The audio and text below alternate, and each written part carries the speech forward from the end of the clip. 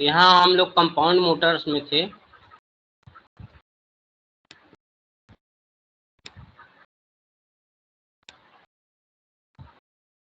So finally you have find out this expression for compound motor, the voltage versus current dependency. Terminal voltage is applied and the current is set up. So IA will be equal to VT by this term. Okay. तो इसमें torque equation सभी ने निकाल लिया था क्या? आप लोगों ने टॉर्क इक्वेशन निकाला था इसमें से? ये एक्सप्रेशन निकालना है, इसको निकालिए। कैसे निकलेगा ये? All of you solve this.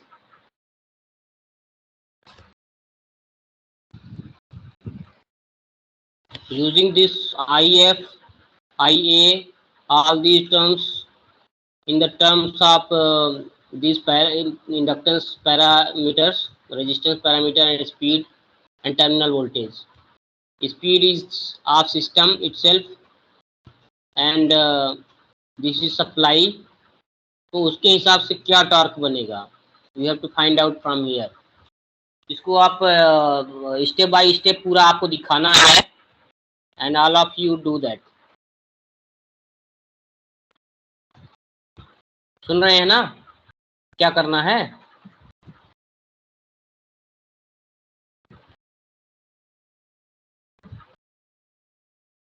Class में एक आध तो रिस्पॉन्स कर दिया करो, एक आध जन। क्या अगर रियल की क्लास होती है मीन्स तो इसको क्या करना है समझ में आ रहा है ना? This equation you have to find out. ये कैसे आया है? 2.415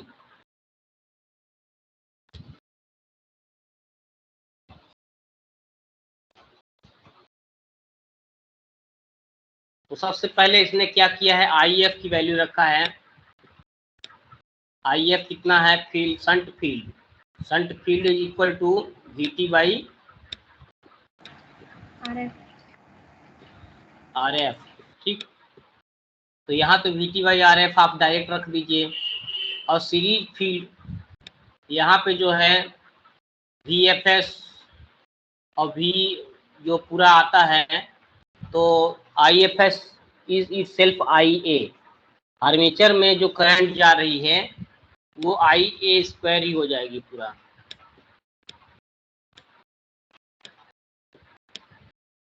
IA स्क्वायर हुई तो इसका मतलब क्या हुआ? VT बाई ये term, VT by this whole term. ठीक है, this is equivalent. Suppose this is equivalent R equivalent. ठीक है, वही होगा ना। इसको अगर हम आर इक्विवेलेंट समझ लेते हैं तो VT by R equivalent equal to IA। तो यहाँ पे वो वैल्यू आ जाएगी and plus minus depends on how the torque is going to be affected by the polarity of the currents in the series and shunt means the interaction of series and shunt fields। अगर दोनों का flux add हो रहा है तो यहाँ पे plus होगा and if both the fluxes are opposite to each other the resultant torque will be depending on the differential flux। तो यहाँ से ये माइनस टर्म सेलेक्ट करेंगे तो ये दो टर्म है, VT बाई RF एक हो गया और एक VT बाई ये टर्म, VT बाई ये पूरा टर्म आ जाएगा। तो यहाँ पे VT square by RF divided by ये पूरा टर्म आपका टॉर्क दे देगा। ठीक है, so is it easy now to understand how this expression has कम?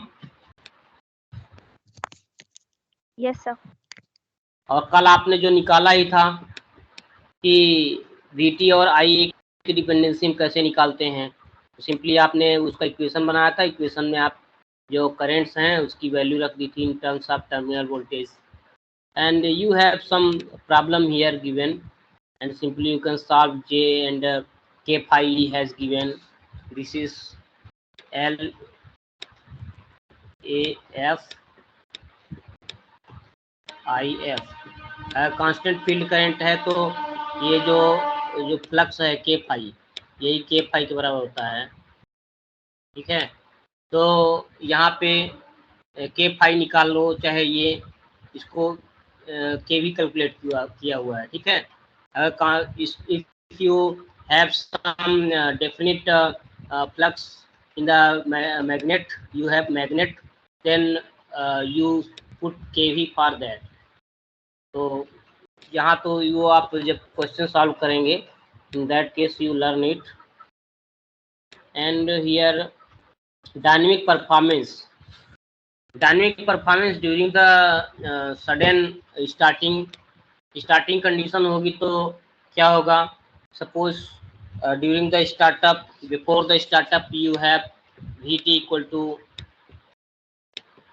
0 और सडनली आपने यहाँ पे दे दिया, ठीक है, वोल्टेज, तो क्या होगा, there will be transient current as well as transient voltage.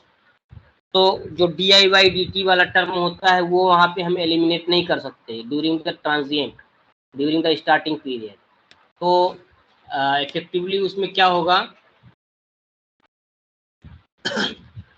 Starting में अगर ये आर्मेचर करंट का आर्मेचर का रेजिस्टेंस बहुत कम है तो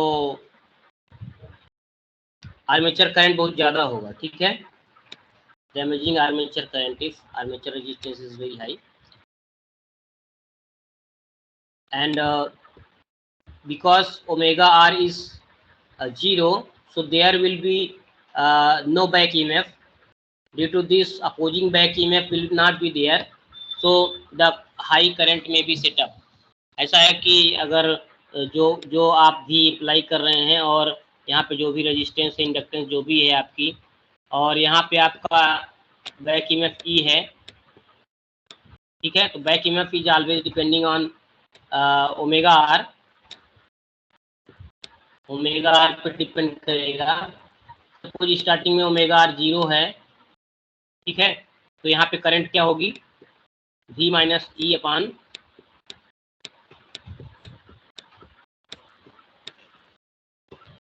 इसमें जो रेजिस्टेंस है, सपोज कि अगर हम रेजिस्टेंस पर केवल बात करें तो V minus E upon R. अब ये 0 है, स्पीड 0 की कंडीशन में, तो हमारा ये मैक्सिमम वोल्टेज हो जाएगा। If suppose armature resistance is very low, then the resistance armature resistance will be very high.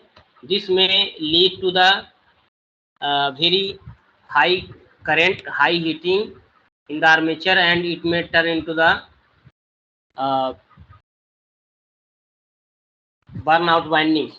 So initially sometimes in case of higher loads, जब लोड भी बहुत ज़्यादा हो मोटर पे, सपोज कि this is a block rotor and we have applied here, तो in case of block rotor, in case of applied high voltage also there will be no any rotation. तो rotation नहीं होगा तो उस condition में high current apply हो जाएगी। This may lead to the heating of motor. Okay, so you have to find out the different points here, how the motor is acting with the different situations। No load starting में क्या करती है motor, high load starting में क्या होता है। Okay, so now if you have applied sudden change in the load, sudden change की condition में क्या होगा, लोड की कंडीशन में सडन लोड अप्लाई होगा तो sudden there will be sudden decrease in the speed also. Decrease होगा तो सडन डिक्रीज।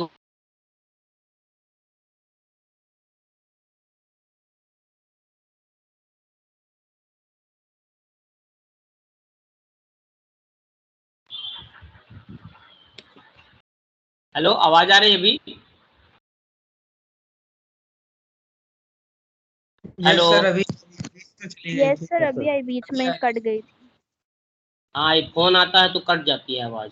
ठीक है, ये डाटा के साथ होता है, कुछ फोन आने पे कट जाता है। तो जब हम लोड टॉर्क चेंज करते हैं तो in case the load torque is increase, decrease भी किया जा सकता है, इंक्रीज भी किया जा सकता है। अगर हम इंक्रीज करते हैं सडनली तो armature current will increase suddenly, start to increase, and the current will reduce. Current ये क्या बोलते हैं, स्पीड, अगर लोड बढ़ाने से स्पीड अगर हमारी घटती है तो उस केस में हमारा करंट बढ़ेगा, क्योंकि सेम वही चीज़ है कि V minus E by R. जो भी आर्मेचर या कि सीरीज में अगर फील्ड है तो इक्विवेलेंट रेजिस्टेंस पे जो करंट फ्लो होगी that will reduce, that will increase, okay, current will increase. तो जब भी हम लोड बढ़ाएंगे तो करंट हमेशा बढ़ेगी, ठीक है। And there will be oscillation at peak overshoot. तो आप यहाँ पे देख सकते हैं, you can see here that suddenly after applying the voltage V here, the current increases to some peak value. This is high current, high rise, fast di by dt, high di by dt in the armature current, due to here there is speed is increasing here, speed is increasing from here। और एक certain condition पे जब speed sufficient हो जाती है तो क्या होगा, करंट घटना स्टार्ट होगी। क्यों?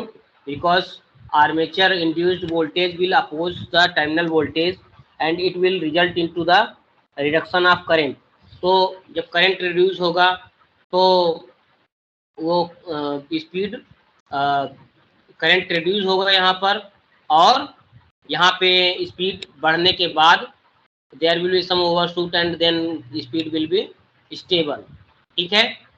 तो आप ये पॉइंट समझ में आ रहा है आपको, how by the back EMF works as important factor for starting current. Starting condition में ओमेगा 0 होगा, ओमेगा 0 होने से there is no any back EMF and high current will be set up in armature. When speed is sufficient, speed increases, the back EMF will be sufficient. ये बढ़ गया, ये value V minus ई, ये has increased. तो क्या होगा, अगर ये बढ़ गया तो overall the current will start to reduce. हमेशा भी ये बढ़ता जा रहा है, ये बढ़ता ही जा रहा है, तो अभी स्पीड बढ़ ही रही है तो बैक ईएमएफ बढ़ ही रहा है, तो the current will go down up to the value here, from here the यहाँ पे स्टेबल आ गया ना, देखो यहाँ पे स्टेबल हुआ है तो यहाँ से स्टेबल हो जाएगा स्पीड, ओके। ये स्पीड स्टेबल होने से ये करंट स्टेबल हो जाएगी। क्यों? क्योंकि स्पीड बढ़ने के बाद पीक ओवरशूट के साथ में ये स्पीड कांस्टेंट हो गई। स्पीड कांस्टेंट हो जाने से बैक ईएमएफ कांस्टेंट हो गया, और टर्मिनल वोल्टेज हमने जो भी कांस्टेंट दिया है, तो अगर ये दोनों कांस्टेंट होंगे उस कंडीशन में हमारी करंट भी स्टेडी स्टेट आ जाएगी। अदरवाइज ट्रांजिएंट की कंडीशंस में हमारी ये थी। तो the current in the armature depends on the resistance of the armature, external resistance, the inductance of the winding, as well as the speed of the motor, जिस speed पे motor चल रही है। एंड जैसे ही आप लोड बढ़ाते हैं, suddenly you have increase the load, then in that case क्या होगा, आप यहाँ से स्टेडी स्टेट चल रही है motor and you have increase the loading, suppose this speed suddenly comes like this, okay. जब स्पीड कम हो गई तो उस कंडीशन में क्या होगा, बैक ईएमएफ भी कम हो गया, ठीक है। यहाँ स्टेडी स्टेट है, suppose it has come into the steady state speed here eight increase torque, TL यहाँ पे बढ़ा दिया गया है और यहाँ पे टीएल कम है मान लो सपोज। तो इस कंडीशन में क्या होगा, in that case the speed has come down and this back EMF induced EMF will also reduce. Ultimately क्या होगा, यहाँ पर ऐसा, ठीक है। तो because this current has increase, तो electromagnetic torque is proportional to the current. तो वो इलेक्ट्रोमैग्नेटिक टॉर्क भी इसी प्रोफाइल में, जो करंट की प्रोफाइल है सेम वही प्रोफाइल इसकी होगी, until the field flux is field current is change. Field current अगर कांस्टेंट रखा है हमने, उस कंडीशन पे अगर हम लोड बढ़ाते हैं तो जो लोड करंट है that will represent to the some factor, suppose K into I A, ठीक है। के आई ए में यहाँ पे के फाइव भी हो सकता है, ठीक है ना, स्मॉल के फाइव मान लो कि है, यहाँ के फाइव हमने रख दिया।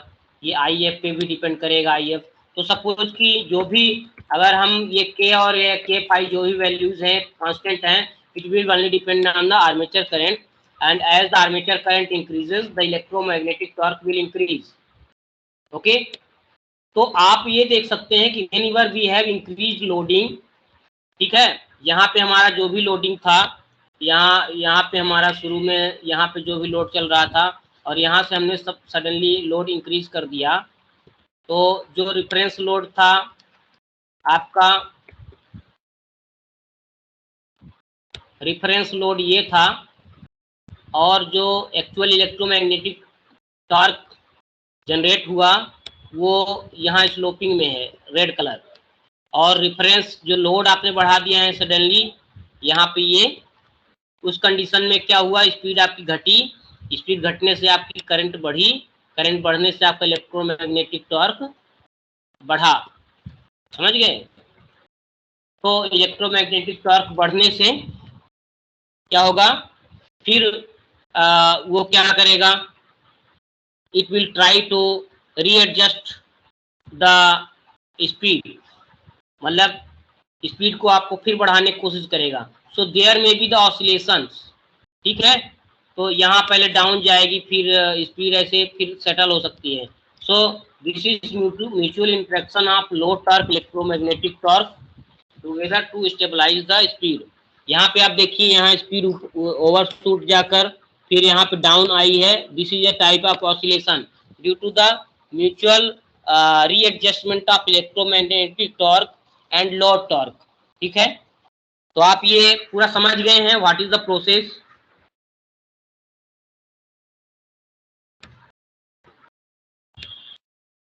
स्टूडेंट्स, प्रोसेस समझ में आ गया। आप यहाँ पे देखिए स्पीड का दिखाया हुआ है, स्पीड हमने वहाँ पे जो साथ में दिखाया था वो यहाँ पे अलग से दिखाया है। स्पीड यहाँ पे लोड बढ़ाया तो टॉर्क बढ़ गया, करंट बढ़ गई और स्पीड डाउन हो गई, तो ये सब हमने वहीं पे बता दिया है आपको, ठीक है। ये सेपरेट सेपरेट ग्राफ में दिखाया हमने आपको, यहीं पे बता दिया है। तो ये पूरा ग्राफ आपको समझ में आ गया कैसे वर्क कर रहा है।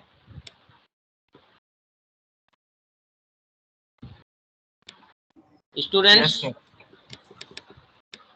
किसको किसको समझ में आया है हाथ उठाओ, इसको नहीं समझ में आया चलो वही हाथ उठा दो। यहाँ हाथ उठाने का ऑप्शन भी एमएस टीम में दिया हुआ है, सबसे बनता है, मतलब सबको समझ में आ गया है ना। Later you can not claim that I could not have understood. तो ये तो आप बिल्कुल समझ सकते हैं। अगर हम सडन डिक्रीज करें लोड तो उस कंडीशन में क्या होगा, सडन डिक्रीज करेंगे तो क्या होगा, तो यहाँ पे हम सपोज कि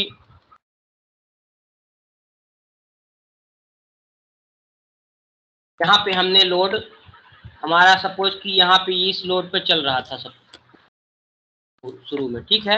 rated load, motor rated load, ये मान लो रेटेड स्पीड है, ये मोटर की रेटेड करंट है, यहाँ पर ये रेटेड स्पीड हो गई और ये रेटेड लोड टॉर्क हो गया, ठीक है। यहाँ पर ये रेटेड लोड टॉर्क है। सपोज कि लोड टॉर्क हमने सडनली यहाँ घटा दिया, ठीक है, घटा दिया किस वैल्यू पे, यहाँ इस वैल्यू पे हो गया अब ये लोड टॉर्क, ठीक है, इस वैल्यू पे green colour you can see here, दिख रहा है ना। ये रेड कलर से अब हमने कर दिया है। लोड टॉर्क जो पहले वैल्यू यहाँ पे थी, अब हमने घटा के लोड टॉर्क की वैल्यू कर दी है यहाँ पर, ठीक है। Due to the reduction in the load torque the system is unbalanced. ये होता ना TE minus T L equal to D omega J D omega upon D T plus B omega, ये होता है ना डायनेमिक इक्वेशन। तो जब भी हम सपोज कि सडनली हमने रिड्यूस कर दिया, सडनली हमने रिड्यूस किया जब load, okay students, is it clear? Yes sir, yes sir. Suddenly हमने लोड रिड्यूस किया तो ये जो वैल्यू है पॉजिटिव हो गई, ठीक है। ये पॉजिटिव होने से क्या हुआ, ये चीज है D omega by D T, वो पॉजिटिव हो गया, बढ़ गया वो, ठीक है। पहले जीरो था, वो बैलेंस किए हुए थे, ये बैलेंस की कंडीशन में जीरो था, ठीक है। तो D omega by D T equal to zero, तो ओमेगा इक्वल टू कांस्टेंट था पहले, लेकिन हमने सडनली इसको घटा दिया। घटा देने से क्या हुआ, दिस हैज बिकम पॉजिटिव, तो this is now not zero, okay. What is the value of D omega by D T? D omega by D T has become now B upon J omega. तो वो del T समय में वो कितना बढ़ जाएगी, del omega speed increase हो जाएगी, क्योंकि ये पॉजिटिव है। Electromagnetic torque is higher than the load torque, positive हो गया है ये वैल्यू, इसलिए स्पीड पॉजिटिव, स्पीड इंक्रीमेंट ये डेरिवेटिव पॉजिटिव होगा। So here you have achieved a increase in the speed, ठीक है। क्योंकि ये फर्स्ट ऑर्डर इक्वेशन है तो JS प्लस बी है, तो जो भी टॉर्क अप्लाई होगा तो जो स्पीड है वो क्या होगी, एक फर्स्ट ऑर्डर की तरह यहाँ पे इंक्रीज होगी। आप यहाँ देख रहे हैं, ठीक है। It is not rising exactly on the time as the load is increase, it is increasing as per the first order system, ठीक है। अब यहाँ की स्पीड आपकी बढ़ गई, स्पीड बढ़ जाने से क्या हुआ, स्पीड बढ़ जाने से यहाँ v minus E upon R, ये करंट क्या हुई, घट गई, घटेगी ना, क्यों?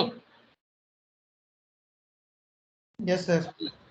तो जैसे ही लोड हमने घटाया तो स्पीड बढ़ गई और करंट हमारी घट गई। तो जो करंट पहले हमारी यहाँ थी, आप यहाँ देख सकते हैं, जो करंट पहले हमारी यहाँ थी वो घट के ये करंट हमारी और कम हो गई। कम होने से क्या हुआ, करंट कम होने से हमारा इलेक्ट्रोमैग्नेटिक टॉर्क जो अंदर इंड्यूज होता है, क्योंकि दोनों करंट्स पे डिपेंड करता है। तो सपोज कि अगर हमारा पहले इलेक्ट्रोमैग्नेटिक टॉर्क अगर यहाँ था, this is the previous electromagnetic torque value TE equal to KIA, अगर यहाँ था तो अब करंट, आर्मेचर करंट घटने के कारण वो क्या हुआ, वो टॉर्क भी घट गया, ठीक है, TE। अब टॉर्क घट गया तो फिर स्पीड थोड़ा सा यहाँ पे ये वाला वैल्यू घटेगा, घटने से थोड़ा डेरिवेटिव निगेटिव होगा तो स्पीड फिर घटेगी। तो यहाँ पे ये जो म्यूचुअल एडजस्टमेंट है, तो यहाँ पे एक ऑसिलेशन टाइप का होता है, ठीक है। इसीलिए ये जो आप ये देख रहे हैं यहाँ स्पीड ये ऐसे जा रहा है ना, this is the mutual balance equation. कभी ये ज़्यादा हुआ, कभी ये ज़्यादा हुआ, उस बैलेंस में वो पॉजिटिव निगेटिव होता रहता है, और there is small change in the speed and there is mutual balance. तो ये यहाँ से जाके फिर इस्टेब्लिश कर लेगा, अपने को कांस्टेंट कर लेगा। तो म्यूचुअल जब आपस में अनबैलेंस प्रोसेस और बैलेंस प्रोसेस स्टेबलाइज हो जाती है तो फिर स्टेडी स्टेट स्पीड आ जाती है। So that after peak overshoot में आफ्टर 1 or 2 साइकिल इट में स्टेबलाइज, ठीक है, तो फिर ये कांस्टेंट स्पीड आ जाती है। So this is the observation when you change the load, you can increase the load and you can decrease the load also. ये समझ में आ गया तुम लोगों को? यहाँ पे दिखाया है when you are decreasing the load, the current load current is also decreasing and speed is increasing from this value 64 radian पर सेकेंड थी, और अब जो है स्पीड बढ़ के क्या हुई, सडन अनलोडिंग की कंडीशन में स्पीड बढ़ के और एवरेज 65 में आ गई, सपोज 65 स्टेडी स्टेट, ठीक है। And here the current which was previously 500 ampere 600 ampere, now it has reduced and there is oscillation। हम वही जो बताए कि कभी स्पीड थोड़ी घटती बढ़ती है, उसके कारण वोल्टेज का अनबैलेंस होगा, V माइनस ई भी अनबैलेंस होगा, तो करंट भी अप डाउन होगी थोड़ी, उसमें से भी एक ऑसिलेशन रहेगा, ठीक है। तो ये पूरी प्रोसेस है, ठीक। उसके बाद ये स्टेडी स्टेट करंट आ जाएगी, suppose it had come as 400 ampere, ठीक, 400 पे आ गई। ये पूरी प्रोसेस आपको समझ में आ गई है?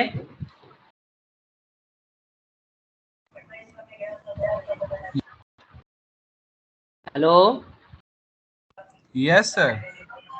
ठीक है, means just you are given the opportunity to write about the dynamics and disturbance in the motor, what are the impact, then all of you can write in detail, I hope.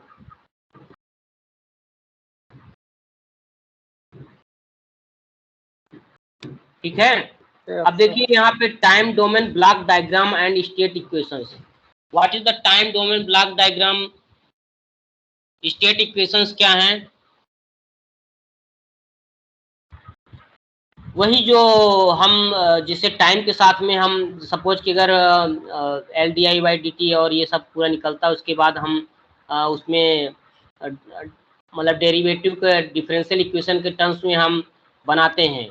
So that is the state equation. अगर हम state equation को solve कर लेते हैं, then we can get the time based values of the quantities, ठीक है।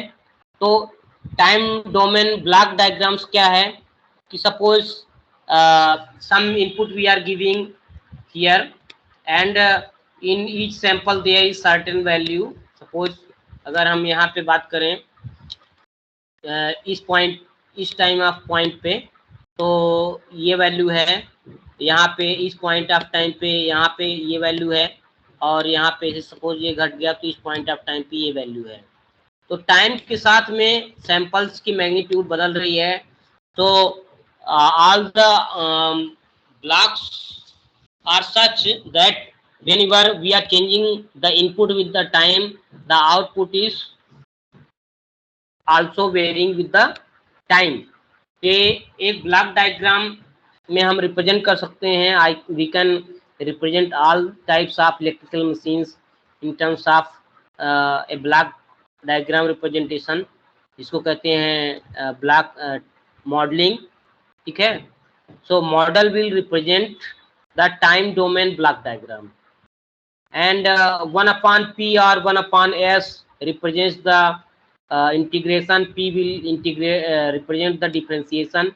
generally in the block diagram we never use the differentiation, we all time use the integral, mostly we use the integral। so here up now you have taken the shunt motor। तो shunt motor में जो field winding है वो किस पे depend करती है, R F plus L F D I F one D T, ये होता है ना, ये वाला इक्वेशन होता है ना, वी एफ जो फील्ड है इक्वल टू शंट मोटर की कंडीशन में हम बता रहे हैं there is no any other winding, only one field winding is there, that is shunt field winding। Okay, so when you apply the voltage in shunt field winding, RF IF plus LF, यहाँ पे आप PIF भी कर सकते हैं। P मतलब d/dt। तो generally P हमेशा इंडक्टेंस के पहले लगा के रखा जाता है, ठीक है, जैसे SL होता है R प्लस SL, उसी प्रकार से यहाँ पे P को भी करंट के साथ में रिप्रेजेंट करके इंडक्टेंस के साथ में रिप्रेजेंट किया जाता है। तो RF प्लस PLF IF, ठीक है। इसका मतलब हमारा जो भी वोल्टेज आया है, जब उसको हम इस RF प्लस PLF से डिवाइड करते हैं तो क्या आता है, 1/RF प्लस PLF, और ये निकला हमारा क्या, IF, और यहाँ हमने अप्लाई किया VF। ये समझ में आ गया?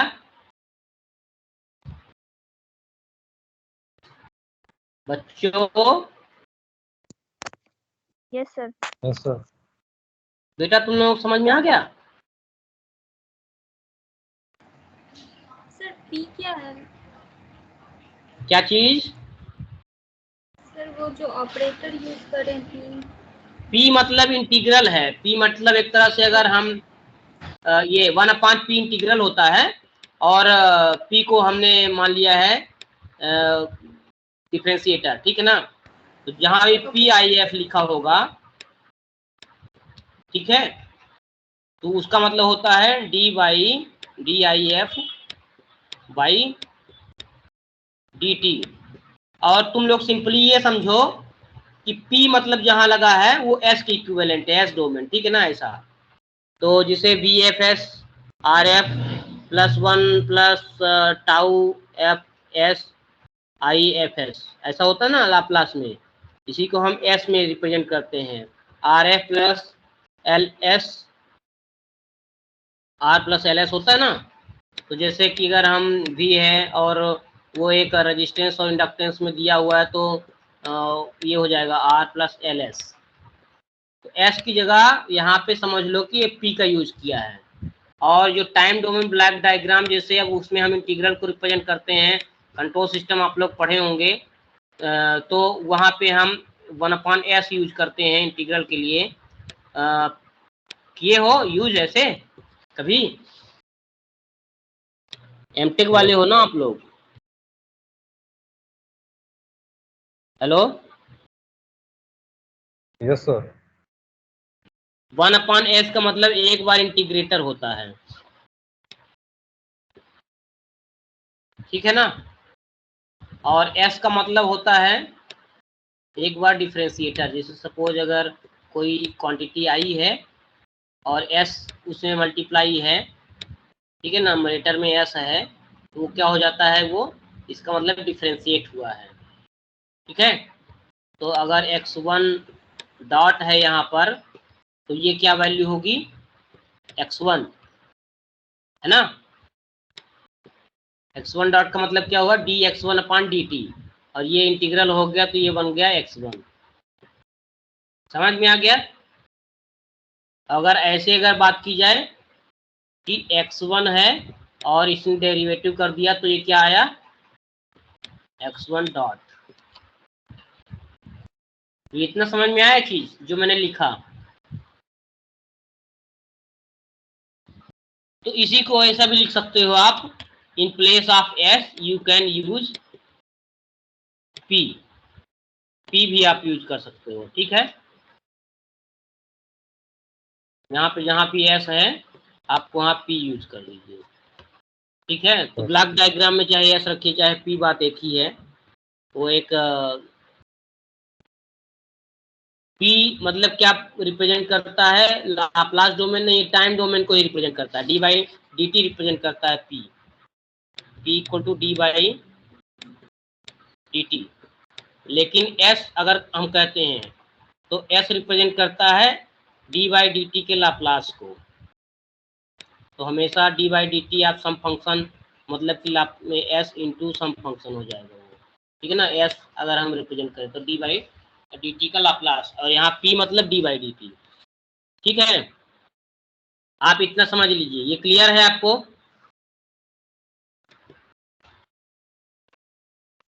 लाप्लास फॉर्म में आप s रखेंगे, टाइम डोमेन में आप p रखेंगे, ठीक है।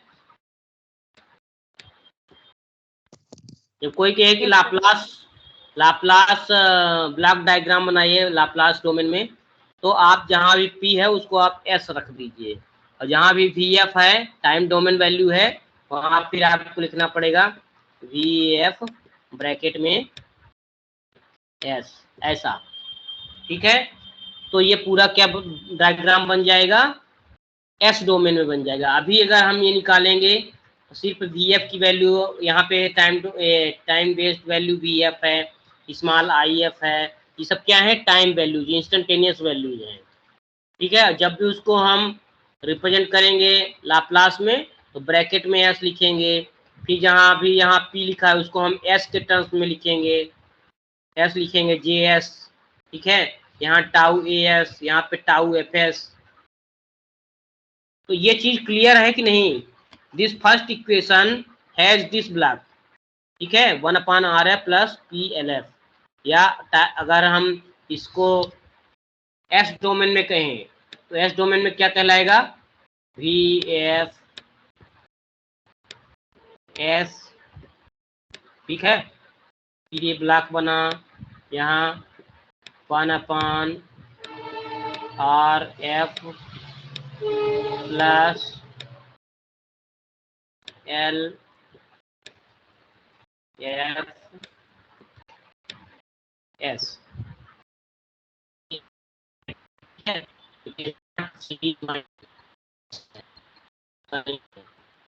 ये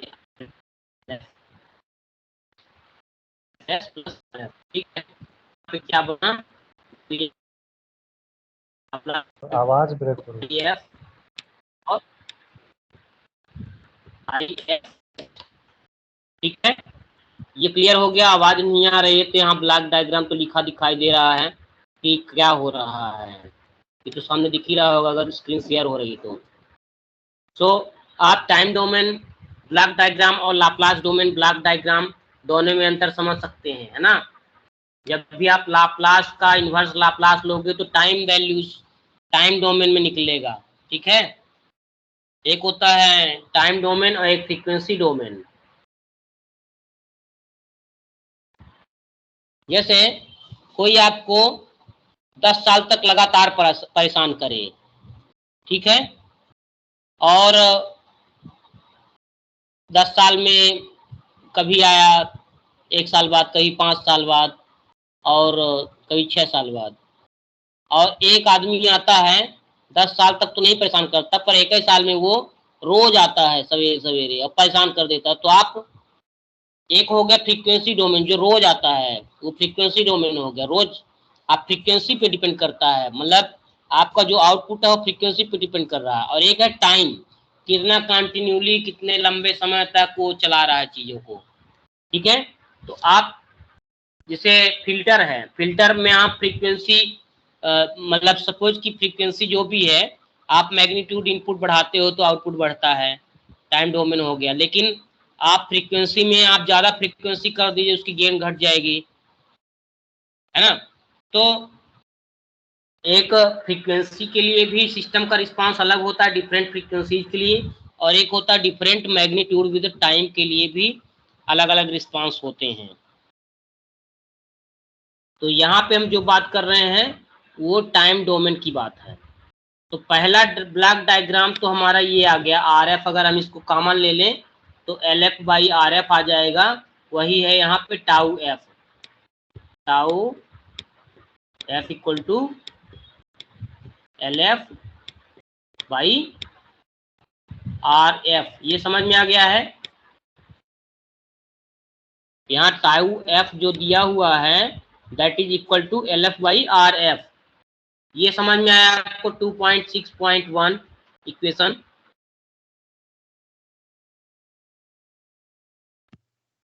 समझ में आता है तो रिस्पॉन्ड किया करो, रिस्पॉन्ड ना करने का मतलब समझ में नहीं आया, ठीक है। जब हम कहते समझ में आया means you have not understood if you don't respond.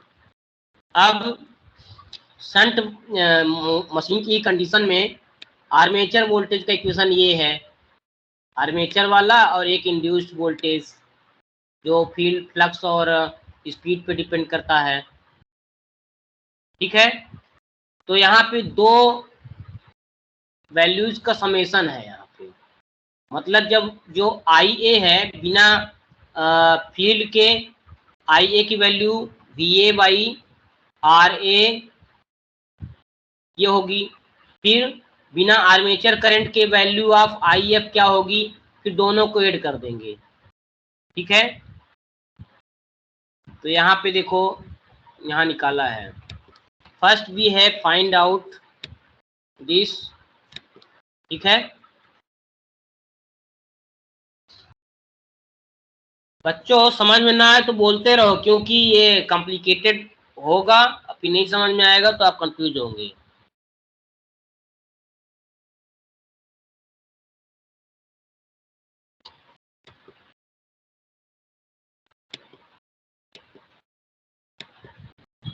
Hello, आवाज आ रही मेरी? यस सर, आवाज आ रही यस है। सर आ रही है। हाँ, तो यहाँ पे ये ब्लॉक दिख रहा है ये, यस सर। Yes sir. हाँ, तो ये ब्लॉक क्या रिप्रेजेंट करता है, ये ब्लॉक वही 1/RF प्लस LFS या कि LFP उसको डिपेंड करता है, ठीक है। अगर RF कॉमन ले लेते हो नीचे तो LF/RF इंटू P प्लस 1 आता है, ये आ जाएगा कि नहीं, ये समझ में आ गया इतना। और वही RF को यहाँ ऊपर ले लिया, 1/RF कर लिया है। फिर यहाँ से निकला है आपका करंट, फील्ड करंट, ओके। अब फील्ड करंट निकल गया और आपका LAF एक मैग्नीट्यूड है, गेन है, जो भी है, ये fix armature to field mutual inductance है, ओके। और इसमें हमने स्पीड का मल्टीप्लाई किया, जहां से भी हम स्पीड का कहीं से भी कैलकुलेशन करके लाए हैं, स्पीड मल्टीप्लाई हुआ, तो ये वाला पार्ट हो गया एक, ठीक है। अब अगर ये वाले पार्ट में हम, यहाँ ये माइनस है, आप ये इक्वेशन देख रहे हैं कि VA में जो अप्लाइड वोल्टेज आर्मेचर वोल्टेज है, आर्मेचर अप्लाइड वोल्टेज, उसमें अगर हम इस टर्म को घटा दें, इस टर्म को घटा दें तो क्या निकलेगा, ये वाला टर्म, ओके, क्लियर है। ये वाला टर्म जितना है इसमें VA में अगर हम इस टर्म को घटा दें तो हमारा ये निकलेगा, ये पूरा टर्म, और फिर हम उसमें अगर इतना वैल्यू को डिवाइड कर दें तो आर्मेचर करंट निकल आएगी, क्लियर है। यहाँ पे देखिए इसने क्या किया, जो भी अप्लाइड वोल्टेज VA है उसमें ये ओमेगा R LAF IF को घटा दिया, बाकी बचा ये क्या बचा, पूरा टर्म जो मल्टीप्लाइड बाई समथिंग IA था।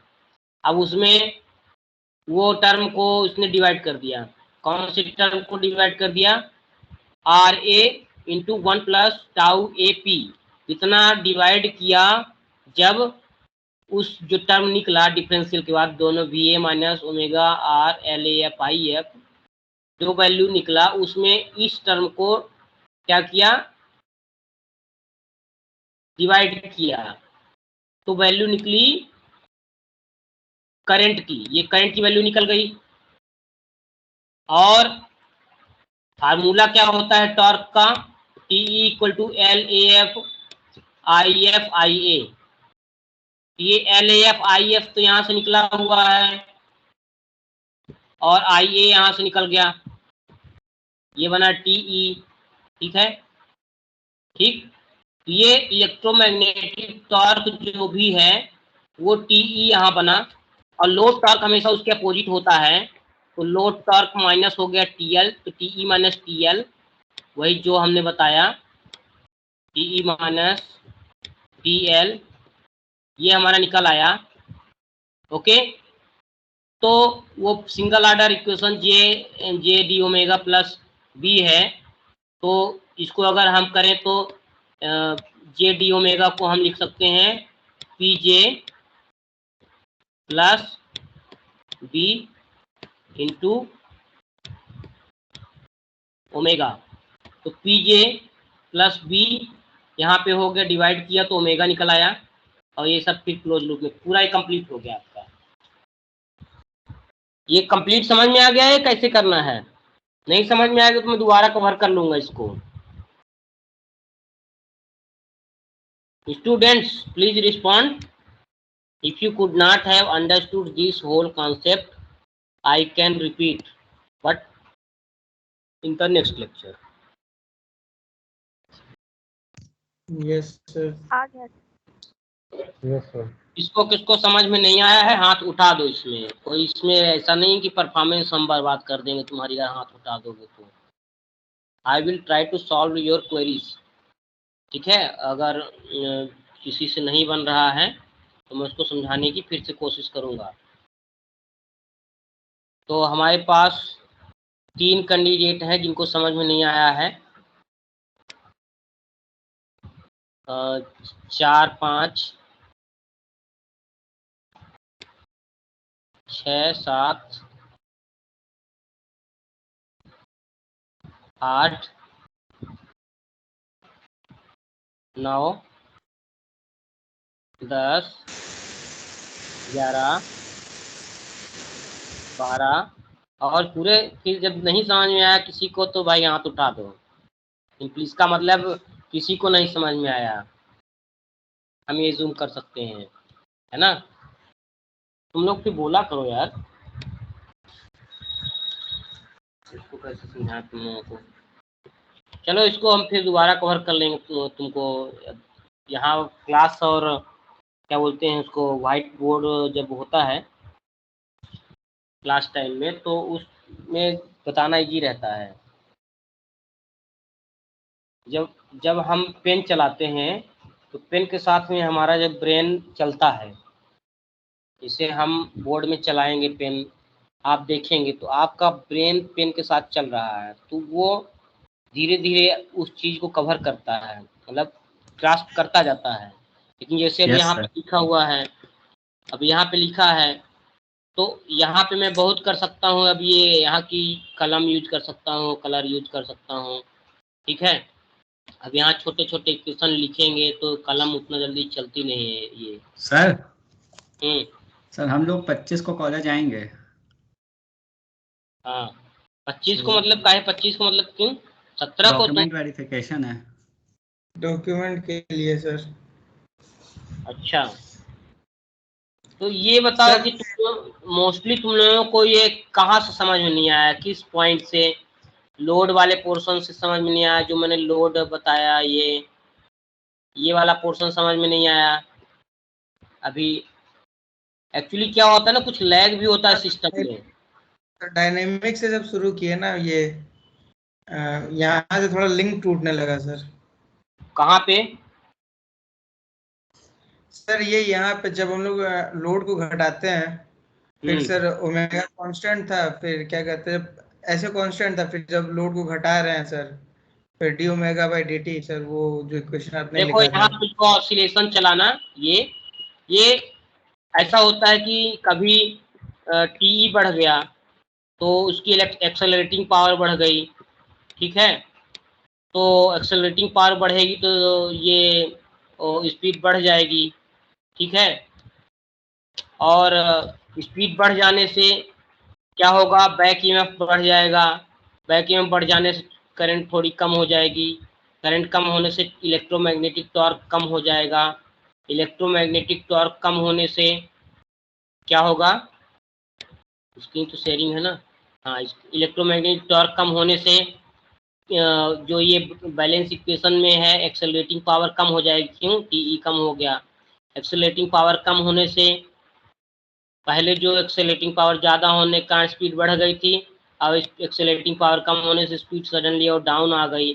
फिर स्पीड कम होने के कारण फिर क्या होगा, फिर ये वाला करंट बढ़ेगी तो एक्सेलरेटिंग पावर बढ़ेगी। ये करंट क्यों बढ़ेगी, यहाँ बैक ईएमएफ स्पीड के कारण कम हो गया, यहाँ स्पीड डाउन हुई तो अब ये क्या होगा, फिर टॉर्क बढ़ेगा। ठीक है, क्योंकि यहाँ ये ई कम हो गया, V माइनस ई बढ़ गया तो करंट भी बढ़ गया। करंट बढ़ होने से फिर एक्सेलरेटिंग पावर हुई तो फिर यहाँ पे बढ़ा। तो बस एक म्यूचुअल बैलेंस के बाद फिर वो सेटल हो जाता है, फिर वो खींचातानी नहीं चलती, क्योंकि हर बार सिस्टम के जो बैलेंस में है वो कुछ ना कुछ कमी आने लगती है जो अनबैलेंसिंग है। तो यहाँ पे जब भी आप लोड आपने घटा दिया, लोड घटाने से आपकी स्पीड एक्सेलरेटिंग पावर आपकी पॉजिटिव हो गई तो स्पीड बढ़ गई।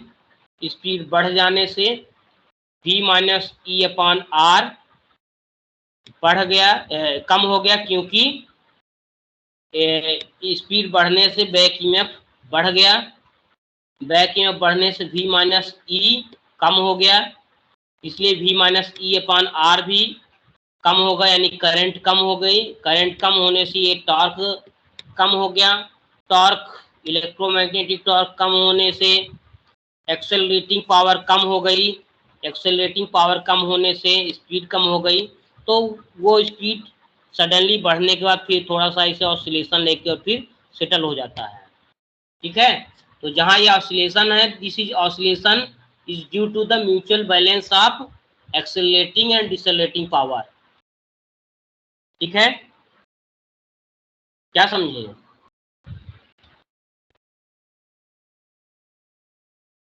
पर यहाँ से जो स्पीड में बढ़ोतरी होगी वो कुछ न कुछ स्पीड में बढ़ोतरी होगी। ठीक है, जैसे ही आप लोड रिड्यूस करते हैं, अब जिससे कि आपका रोटर इनर्शिया बहुत ज़्यादा है, लोड बहुत ज़्यादा है, थोड़ा सा आपने लोड कम कर दिया तो उससे स्पीड में बहुत ज़्यादा इम्प्रूव नहीं होना है, क्योंकि the accelerating power is not sufficient to increase the heavily loaded motor. तो आप इसको हमने पूरा अच्छे समझाया है, आप इसको नहीं समझ पा रहे हैं तो इसमें वही किया जा सकता है कि इन the next lecture I can cover again. लेकिन जब आपसे कहा जाता है कि हाँ ये वाला स्टेप समझ में आया, जब पूरा अल्टुआ लेक्चर पढ़ चुके होते हैं तब आप कहते हैं सर नहीं समझ में आया। जब आपसे हम बीच में पूछते हैं कि ये वाला पोर्शन इतना समझ में आया, आपको तुरंत कहना चाहिए नहीं समझ में आया। इवन अभी तक जितना लेक्चर हुआ है, आई थिंक तुम लोग तो अब ये भी कह सकते हो कि सर नहीं समझ में आया। तो अब भाई अब कहने के लिए फ्री हो, हम तो ये नहीं कह सकते कि तुम जबरदस्ती कहो कि नहीं हमको समझ में आया। अगर समझ में नहीं भी आया तो you have the right to not understand. ठीक है, इसमें मैं क्या कर सकता हूँ। और we have right, we have duty to again illustrate you once you have not understood the things. तो ये सब अब इसको करके देखोगे तुम लोग तब समझ में आएगा। मॉडलिंग करो इसकी, फिर देखो कौन सा कहाँ पे क्या सिग्नल बढ़ रहा है, कौन सा घटता है। सडन लोडिंग किए तो कौन सा चीज बढ़ गया।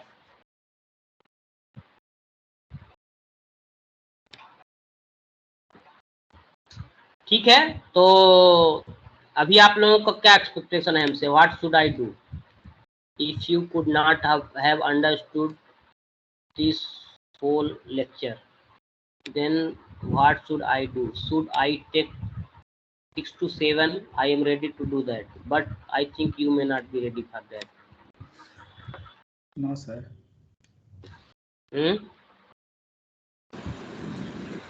The next lecture में sir.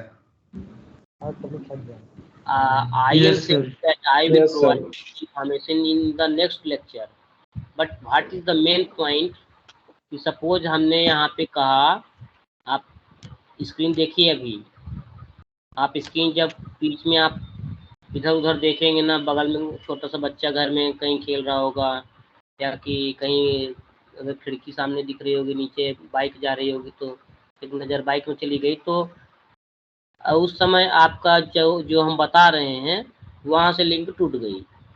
तो क्योंकि ये क्लासरूम वाली पढ़ाई तो है नहीं, यहाँ पे तो जो है वही कंप्यूटर ही है क्लासरूम, ठीक है। तो सपोज कि ये आपका इक्वेशन है ना, आपको यहाँ तक समझ में आया था 2.414। अब इसमें ऑनेस्टली बोलो कि ये समझ में आया था कि नहीं आया था। अब बोल ही नहीं रहे हो तुम लोग, ठीक है। यही तो तुम लोगों की कमी है। जब हम पूछेंगे कि आपको ये I T equal to I F plus I F S ऐसा क्यों हुआ, ये समझ में आया, तो आप बोलोगे ही नहीं। तो ये आपकी गलती है ना। जब हम पूछे कि समझ में आया, तो नहीं समझ में आया तो तुरंत बोल दो, ठीक। I will not count it as you are obstructing my lecture, ठीक। Yes sir. हाँ, तो अब ये समझ में आया, नहीं समझ में आया तो हम इसको बताएंगे, लेकिन समझ में आ गया तो आप बोल दो हाँ समझ में आ गया सर। मोस्टली को जैसे समझ में आ गया, और जिसको नहीं आ गया तो वो बताए।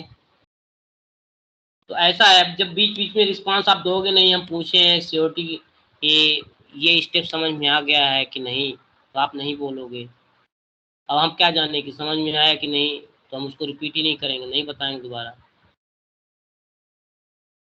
अच्छा बताओ, ये 2.414 किसको किसको समझ में आया? क्योंकि पिछले क्लास में हमने इसको कहा था कि ये कैसे आया, इन इक्वेशन से जो पहले हमने बताए थे, ये कैसे आया बताओ। तो एक लड़की ने सॉल्व करके सबसे पहले भेजा था, फिर एक और लड़के ने भेजा था। तो ये कैसे आया 2.414, ये आपको पता है? देखो, इससे बेइज्जती नहीं होने वाली है कि क्लास में अगर हम कह दें कि हमको समझ में नहीं आया तो हमारी बेइज्जती हो जाएगी, ठीक। ये क्लास बनी ही है बेइज्जती कराने के लिए, करने के लिए, ठीक है ना। टीचर बेइज्जती करेगा भी, टीचर खुद ही बेइज्जती करवाएगा कभी कभी, ठीक है। और स्टूडेंट भी बेइज्जती करेंगे टीचर की, कहीं कहीं खुद की स्टूडेंट की भी बेइज्जती हो जाती है। तो ये सब बचेंगे, इसको सोचेंगे तो कैसे पढ़ पाएंगे। तुमको जो है सब चीज़ों को सोचना छोड़ देना है कि हमको कोई कहे नहीं बनता इससे। भाई नहीं बनता तभी तो क्लास में पढ़ रहे हैं, है ना। पढ़ाई यस क्यों सर। कर रहे हैं? नहीं बनता इसीलिए तो पढ़ रहे हैं। तो ना बने तो आप सिंपली बोल सकते हैं, ठीक। नहीं आपको ऐसा लग रहा है, आपको लग रहा है कि, तो आप मैसेज कर दीजिए, मेरे पर्सनल में मैसेज कर दीजिए, चैट बॉक्स में मैसेज डाल दीजिए, कुछ नहीं होता है, ठीक। तुरंत इंस्टेंट मैसेज कीजिए आपको अगर कुछ दिक्कत लग रही समझने में। लेकिन ये है कि ड्यूरिंग द ऑनलाइन प्रोसेस ये एक्सपेक्टेशन की ऑल द इक्वेशंस, जब हम आप चाक चलाते हैं ना, चाक या कि पेन जो है बोर्ड में जब आपके सामने फिजिकल क्लास में चलाते हैं, तो जो बोर्ड है वो खाली प्लेन आप मॉडलिंग हो जाता है, ब्रेन मॉडलिंग कर लेता है कि this is a plain paper. तो प्लेन बोर्ड वो नहीं जूम करता, वो अपने ब्रेन में एक खाली जगह सेव कर लेता है, ठीक। वो खाली एकदम, जिसे आप बोर्ड में मिटाएंगे पूरा, तो ब्रेन में भी खाली जगह खाली एकदम सेव हो जाएगी, ठीक। फिर जब आप जैसे जैसे चाक चलाओगे, टीचर चाक चलाएगा या पेन चलाएगा, तो वैसे वैसे ही स्टूडेंट भी का दिमाग भी उसी के साथ चलता है। ए लिखा तो वो ए दिमाग में घुस गया, फिर उसने लिखा बी, बी भी दिमाग में घुस गया, फिर एल दिया अपन डी टी, फिर वो भी दिमाग में बैठा लिया। अब यहाँ पे क्या हो रहा है, यहाँ पे चीज़ें लिखी है, थोड़ी बहुत आप आदमी बताएगा, क्योंकि यहाँ बहुत फ्लेक्सिबिलिटी नहीं रहती। तो कहने का मतलब कि जो रियल फिजिकल क्लास है उसको तो ये नहीं अचीव कर पाएगा, but we will try to manage something, समझ रहे हो। तो जो यस सर। डायनेमिक्स है, डायनेमिक्स ये जो है लोड बढ़ने घटने का, तो ये 3 इक्वेशन का खेल है। एक T minus T L equal to J D omega plus B omega, ये मैकेनिकल डायनेमिक्स इक्वेशन है। और एक हो गया applied voltage minus E upon R, जो करंट आर्मेचर में जाती है, ठीक है। और एक होता है E equal to omega R into something के फाई, ठीक है ना, के फाई है, एल एफ आई एफ जो भी है। तो ये एक इक्वेशन हो गया, ये दूसरी इक्वेशन हो गई, ये एक और इक्वेशन हो गई, और चौथी इक्वेशन हो गई टी ई इक्वल टू के आई ए। यही चार इक्वेशन मिलके पूरा डायनेमिक्स का खेल खेलते हैं। आपने जैसे लोड बढ़ाया, लोड बढ़ाते ही क्या होगा, आपकी स्पीड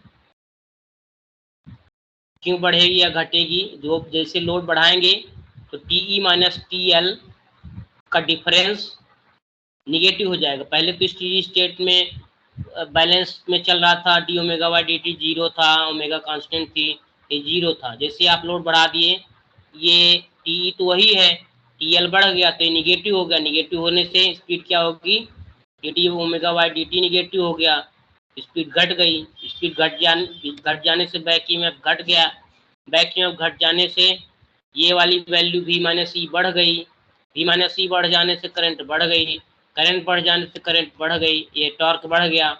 टॉर्क बढ़ जाने से क्या हुआ, फिर एक्सेलरेटिंग पावर यहाँ पॉजिटिव हो गई, टी ई बढ़ गया। तो फिर क्या होगा, जो पहले स्पीड घट गई थी थोड़ा उसमें बढ़ोतरी होगी, लेकिन उतनी बढ़ोतरी नहीं होगी जितना पहले घट गया था, ठीक है। तो टॉर्क जैसे ही आप बढ़ाएंगे, लोड जैसे बढ़ाएंगे, लोड बढ़ाने से थोड़ा सा स्पीड ऐसे डाउन जाएगी, फिर थोड़ा सा ऑसिलेशन होने के बाद सेटल हो जाएगी। तो ये चारों इक्वेशन से आप समझ सकते हैं पूरी डायनेमिक्स। अभी भी समझ में नहीं आया? आ गया सर। और बस वही प्रोसेस लोड बढ़ाने में और घटाने में आप अप्लाई कीजिए। लोड घटेगा तो ये पॉजिटिव हो जाएगा, ये आइटम मतलब क्योंकि T minus T L suppose कि 5 न्यूटन मीटर पे चल रहा है, तो इलेक्ट्रोमैग्नेटिक टॉर्क ये जीरो रखने के लिए, कांस्टेंट स्पीड के लिए, ये इलेक्ट्रोमैग्नेटिक टॉर्क ही 5 न्यूटन मीटर का अप्लाई हो रहा है, कुछ इनर्शिया और उसमें लॉसेस को छोड़ के थोड़ा सा ज़्यादा होगा टी हल्का सा, तो उस समय बैलेंस कर रहा है, ठीक ना। तो ये पूरा जीरो हो गया, ओके। कुछ फ्रिक्शन लॉसेज वगैरह और है, तो ये पूरा बैलेंस किया हुआ है, दोनों 5-5 है ना।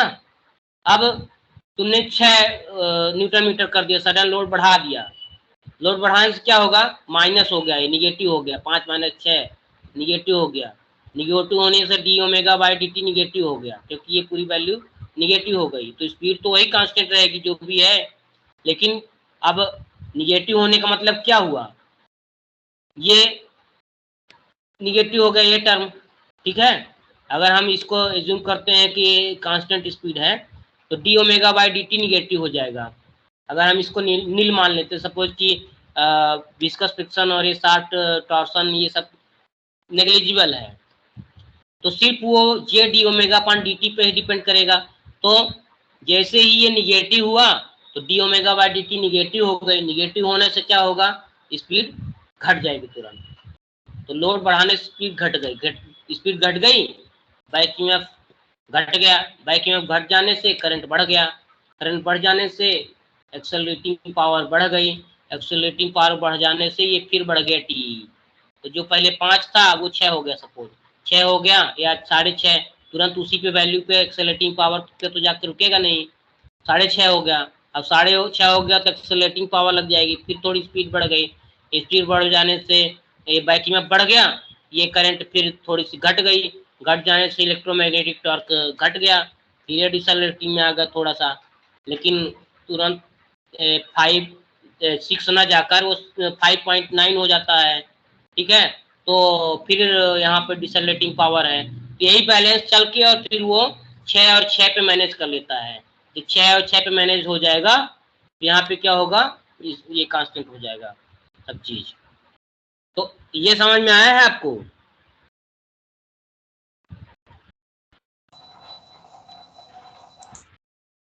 Yes sir. Yes sir. Yes sir. Yes yes sir. सब सवा ठीक छः है। हो गया सर। हाँ नहीं, मैं ये नहीं कह रहा हूँ 6:15, मतलब 6:15 टाइम तो होता ही रहता है। कहने का मतलब सर असाइनमेंट की डेट नहीं है। नहीं, कहने का मतलब कि जो ये जो हाथों की संख्या है, क्या वो रियली में रिड्यूस हुई है कि टाइमिंग के कारण रिड्यूस हुई है? तो 6:13। हाँ, ऐसा सही में हुई है सर। तो मतलब आप लोगों को समझ में आ गया है ना पूरा? I am sure. Yes sir. ठीक है, यस तो sir. remaining parts I will consider in the next lecture. Okay. Okay sir.